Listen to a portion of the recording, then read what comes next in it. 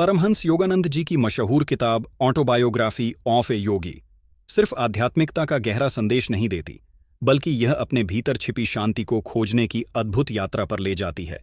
यही वजह है कि टेक जगत के दिग्गज स्टीव जॉब्स से लेकर क्रिकेट के महारथ विराट कोहली तक सभी इस किताब को पढ़ने की सलाह देते हैं। आज हम इसी किताब से एक ऐसा प्रेरक किस्सा आपके साथ साझा करेंगे जो आपको इस भाग दौड़ भरी जिंदगी में भी असीम शांति पाने का रास्ता दिखाएगा। परमहंस योगानंद जी कहते हैं कि जिस तरह एक टूटे हुए माइक्रोफोन से संदेश ठीक से प्रसारित नहीं हो सकता, इसी तरह एक बेचैन मन भगवान की प्रार्थना नहीं कर सकता। इसलिए मन को शांत करना न सिर्फ जरूरी है, बल्कि यह सच्ची प्रार्थना और आत्मिक शांति का पहला कदम है। तो आइए अब चलते हैं इस असीम शांति के सफर पर। जब परमहंस योगानंद जी ने सुना कि एक संत ऐसे भी हैं जो बिना सोए लगातार ध्यान में लीन रहते हैं, तो उनका जिज्ञासु मन इसे जानने के लिए बेचैन हो उठा।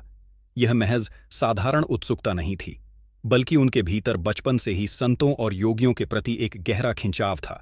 योगानंद जी को इन महापुरुषों से वही आकर्षण महसूस होता था जैसा किसी पतंगे को दिए की रोशनी से होता है। उनका मन हमेशा ऐसे योगियों से मिलने और उनके ज्ञान के सागर में डूब जाने के ख्वाब देखा करता था।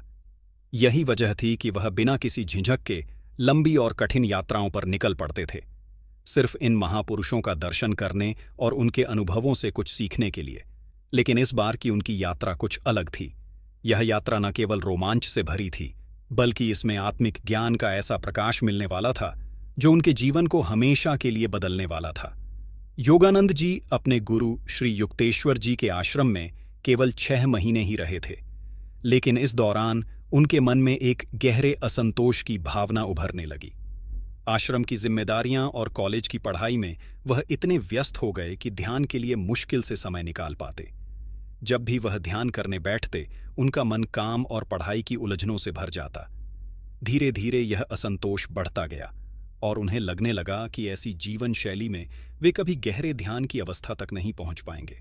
आखिरकार एक दिन उनके सब्र का बांध टूट गया। बेचैनी से भरे मन के साथ वे अपने गुरु श्री युक्तेश्वर जी के पास पहुंचे और विनती करते हुए बोले, गुरुदेव, कृपया मुझे हिमालय जाने की अनुमति दीजिए, जहां मैं पहाड़ों की शांति में ध्यान कर सकूं। युक्तेश्वर जी ने उनकी बात बहुत ध्यान से सुनी और फिर एक शांत स्वर में कहा, लोग हिमालय में सालों तक रहते हैं, फिर भी आत्म साक्षात्कार नहीं प्राप्त कर पाते। पहाड़ों से ज्ञान पाने की अपेक्षा एक आत्म साक्षात्कार प्राप्त व्यक्ति से ज्ञान पाना बहुत बेहतर है। यह बात युक्तेश्वर जी के लिए स्पष्ट थी। सच्ची शांति और ज्ञान बाहरी दुनिया से नहीं, बल्कि भीतर से प्रकट होता है। लेकिन उस वक्त योगानंद जी का मन इसे स्वीकारने को तैयार नहीं था। उनका दिल हिमालय की ओर जाने की जिद पर अड़ा रहा। लगातार मिन्नतें करने के बाद जब श्री युक्तेश्वर जी ने मौन धारण कर लिया, तो योगानंद जी ने इसे उनकी स्वीकृति मान ली। उन्होंने फौरन अपनी यात्रा की तैयारी शुरू कर दी। अगली सुबह योगानंद जी ने अपने मन में एक नई उमंग के साथ कॉलेज के प्रोफेसर से उस निद्राहीन संत का पता पूछा। जैसे ही उन्हें वह पता मिला, उन्होंने तुरंत निर्णय लिया कि पहले तारकेश्वर जाएंगे और फिर रणवापुर गांव की ओर बढ़ेंगे।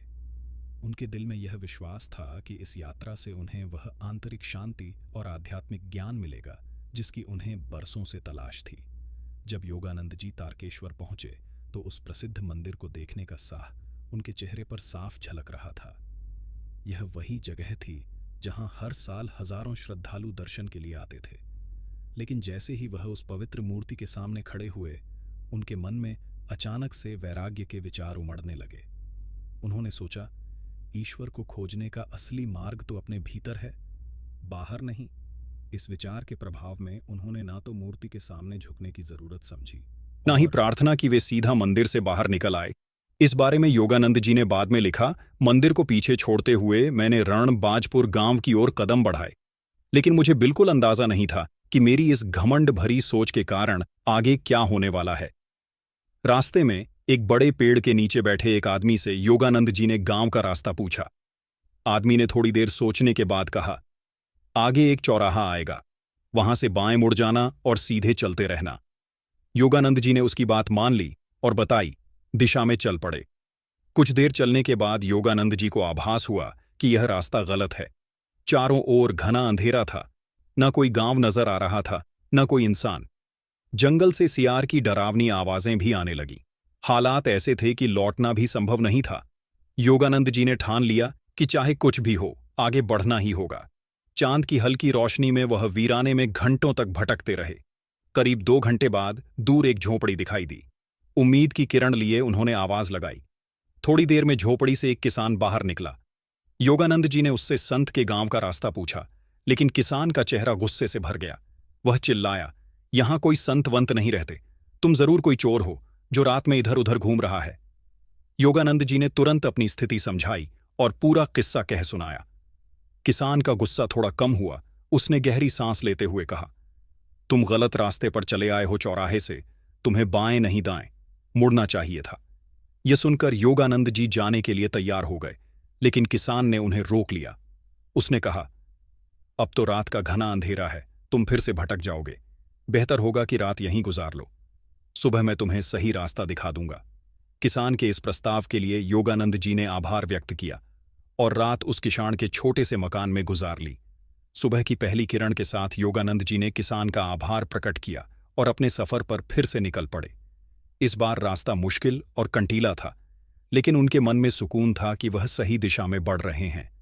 करीब 2 घंटे की कठिन मेहनत के बाद उन्हें वह रास्ता मिल गया जो उन्हें उनकी मंजिल तक ले जाने वाला था। सही रास्ता पाकर योगानंद जी का उत्साह चरम पर था। तेज कदमों से आगे बढ़ते हुए उन्होंने एक राहगीर से पूछा, अब कितनी दूरी बची है? राहगीर ने मुस्कुराते हुए कहा, बस 2 मील। और योगानंद जी ने उस जवाब पर विश्वास करते हुए चलना जारी रखा। 1 घंटे की यात्रा के बाद जब उन्होंने किसी और से पूछा तो वही जवाब मिला, बस 2 मील। और यह सिलसिला लगातार चलता रहा। पूरे 6 घंटे बीत चुके थे, लेकिन बस 2 मील की दूरी जैसे खत्म होने का नाम ही नहीं ले रही थी। थकान और निराशा ने उनके शरीर और मन को जकड़ लिया। ऐसा लग रहा था जैसे यह सफर कभी खत्म नहीं होगा। हार मानने की कगार पर पहुंचकर उन्होंने ठहरकर अपनी आंखें बंद की। मन ही मन उन्होंने संत से प्रार्थना की, हे प्रभु, मुझे इस यात्रा को पूरा करने की शक्ति प्रदान करें। इस प्रार्थना के बाद योगानंद जी ने महसूस किया कि उनके शरीर में एक नई ऊर्जा भर गई है और वह अब तेजी से चल रहे थे। तभी अचानक उन्होंने अपने कंधे पर किसी का हाथ महसूस किया। चौंक कर उन्होंने पीछे मुड़कर देखा तो एक छोटे पत्थर पर एक आदमी दिखा, जिसका रंग सांवला था और उसकी आंखों में एक अजीब सी चमक थी। बिना किसी हिचकिचाहट के उस आदमी ने पूछा, तुम यहां किस लिए आए हो? अपनी जिद की वजह से, है ना? तुम्हारे प्रोफेसर को तुम्हें मेरा पता देने का कोई हक नहीं था। योगानंद जी हतप्रभ रह गए। यह आदमी कौन है? यह आदमी उनके बारे में कैसे जानता है? और फिर उन्हें एहसास हुआ कि यह वही निद्राहीन संत है जिनकी तलाश में वे यहां तक आए हैं। संत ने फिर योगानंद जी से पूछा, तो बताओ, तुम्हारे हिसाब से ईश्वर कहाँ है? योगानंद जी ने धीरे से जवाब दिया, ईश्वर हमारे अंदर और बाहर हर जगह है। संत मुस्कुराए और कहा, ईश्वर हर जगह है, तो फिर जब तुम मंदिर के सामने से गुजरे थे तो बिना प्रणाम किए क्यों चले गए? क्या तुम्हें उस पत्थर में ईश्वर नहीं दिखाई दिए? शायद तुम्हारे इसी घमंड की वजह से उस राहगीर ने तुम्हें गलत रास्ता दिखा दिया, जिससे तुम कल से आज सुबह तक परेशान। फिर संत ने एक गहरी और शांत महाशय आवाज में हमेशा कहा, कहा करते थे कि हर मेरे इंसान गुरु को आज्ञा। लगता है कि उसका चुना हुआ रास्ता ही ईश्वर तक पहुंचने का एकमात्र तरीका है। लेकिन सच तो यह है कि ईश्वर तक पहुंचने के कई रास्ते होते हैं। इसलिए कभी अपने रास्ते पर घमंड मत करो। जब तुम सच में अपने अंदर ईश्वर को खोजोगे तो तुम जल्दी ही समझ जाओगे कि वह हर जगह है, तुम्हारे अंदर भी और बाहर भी। इस घटना ने योगानंद जी को बहुत ही महत्वपूर्ण सबक दिया। उन्होंने जान लिया कि अध्यात्म के मार्ग पर घमंड सबसे बड़ा दुश्मन होता है। अहंकार के त्याग के बिना सच्ची समझ नहीं आ सकती। अब तक संत का गुस्सा भी शांत हो चुका था। संत ने बिल्कुल शांत भाव से योगानंद जी के कंधे पर हाथ रखते हुए पूछा, युवा महोदय, आप अपने गुरु से क्यों भाग रहे हैं? जो कुछ भी आप पाना चाहते हैं वह आपके गुरु के पास ही है। बाहर के पर्वत और गुफा आपको सच्चा ज्ञान नहीं दे सकती। योगानंद जी चौंक गए। यह वही बातें थीं जो उनके गुरु श्री युक्तेश्वर जी ने उन्हें कही थी। संत ने फिर पूछा, आपको ध्यान करने के लिए एकांत की आवश्यकता है ना? क्या आपके पास कोई शांत कमरा है जहां आप ध्यान कर सके? योगानंद जी ने सिर हिलाकर हां कहा। संत मुस्कुराते हुए बोले, तो वही कमरा आपका हिमालय है। जब आप अपनी आंखें बंद करते हैं तो कल्पना करें कि आप गहरी शांत गुफा में हैं, वहीं पर शांत होकर ध्यान करें। संत के शब्दों का तात्कालिक प्रभाव पड़ा। योगानंद जी को ऐसा महसूस हुआ जैसे वह वास्तव में एक शांत गुफा में प्रवेश कर गए हों। अब हिमालय की ओर उनकी दीवानगी पूरी तरह से समाप्त हो चुकी थी। फिर संत ने योगानंद जी को अपने कुटिया में आमंत्रित किया। गहरे ध्यान से बाहर आने के बाद योगानंद जी ने उत्सुकता से पूछा, लोग आपको निद्राविहीन संत क्यों कहते हैं? क्या आप सच में कभी सोते नहीं? संत ने बहुत शांत भाव से कहा, मैंने 20 साल तक एक शांत गुफा में रोज 18 घंटे ध्यान किया, फिर 25 और सालों तक बिना सोए पहाड़ों पर 20 घंटे रोज ध्यान किया। इस अवस्था में मुझे सोने से कहीं ज्यादा शांति और आराम मिला। जब हम सोते हैं तो केवल हमारा शरीर सोता है, लेकिन हमारे अंदर के कई अंग सक्रिय रहते हैं, जिससे हमें अधूरा आराम मिलता है। लेकिन गहन ध्यान में जब हम अति अवचेतन अवस्था में पहुंच जाते हैं तो सभी अंग शांत हो जाते हैं और मैं पूर्ण विश्राम की अवस्था में पहुंच जाता हूं।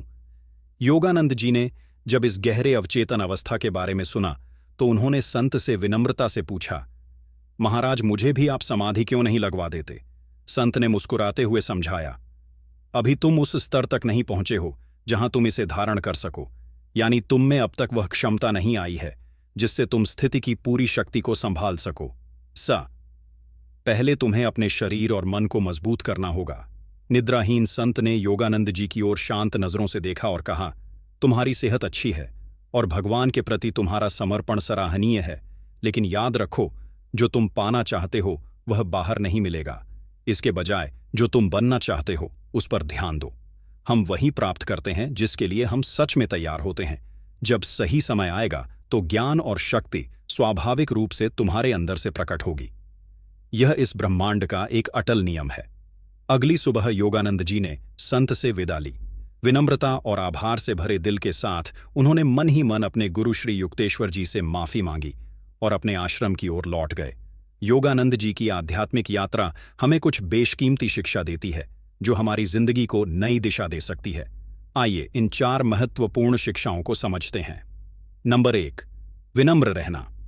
सबसे पहली और सबसे महत्वपूर्ण शिक्षा यह है कि हमें अपने बौद्धिक समझ पर कभी घमंड नहीं करना चाहिए। जब हम अपने ज्ञान पर गर्व महसूस करते हैं तो हमारी विकास की प्रक्रिया रुक जाती है। जैसा कि कहा गया है, विद्या ददाति विनयम, विद्या विनम्रता देती है। इसलिए अहंकार रहित विनम्र बने और हमेशा खुले मन से सीखते रहे। नंबर 2, ध्यान के साथ। ध्यान का मतलब सिर्फ एक जगह बैठकर आंखें बंद कर लेना ध्यान नहीं है। यह जीवन के हर पल में पूरी तरह से उपस्थित रहने के बारे में है। जब आप किसी कार्य में पूरी तरह से लीन होते हैं तो वह भी एक प्रकार का ध्यान है। इसे हम माइंडफुल लिविंग भी कह सकते हैं। इस सबक से हम यह समझते हैं कि हर एक पल को ध्यान की तरह जियो। नंबर 3, आंतरिक शांति पाएं। आंतरिक शांति यानी चीज है जो बाहरी शांति से कहीं ज्यादा महत्वपूर्ण है। कल्पना कीजिए कि आपका मन एक विशाल पर्वत है, अडिग, अटल और शक्तिशाली। आपकी बंद आंखें एक शांत गुफा जैसी है जहां कोई भी व्यवधान या परेशानी आपको छू नहीं सकती। यही वास्तविक एकांत है। जब हम अंदर की शांति से अपना तादाद में स्थापित कर लेते हैं तब कोई भी बाहरी हलचल हमें परेशान नहीं कर सकती। नंबर 4, योग्य बने। फिर इच्छा करें, हमारी जिंदगी में जो कुछ भी मिलता वह हमारी आंतरिक स्थिति का ही प्रतिबिंब होता है। इसलिए बाहरी चीजों के पीछे दौड़ने के बजाय हमें स्वयं के निर्माण पर ध्यान केंद्रित करना चाहिए। यही सही तरीका है। हिमालय की तरह मजबूत, शांत और अडिग बनिए। जब आप अपने भीतर की शक्ति को पहचानते हैं और उसे विकसित करते हैं तो आपको वह सब कुछ प्राप्त हो जाता है जिसकी आपको जरूरत है। योगानंद जी की ये यात्रा हमें यह सिखाती है कि असली विकास बाहरी दुनिया में नहीं बल्कि हमारे भीतर ही होता है। तो दोस्तों, कैसी लगी आपको आज की ये वीडियो? हमें कमेंट सेक्शन में जरूर बताएं और अगर आपको पसंद आई हो तो इसे लाइक और शेयर जरूर करें। तो मिलते हैं अगली वीडियो में। धन्यवाद।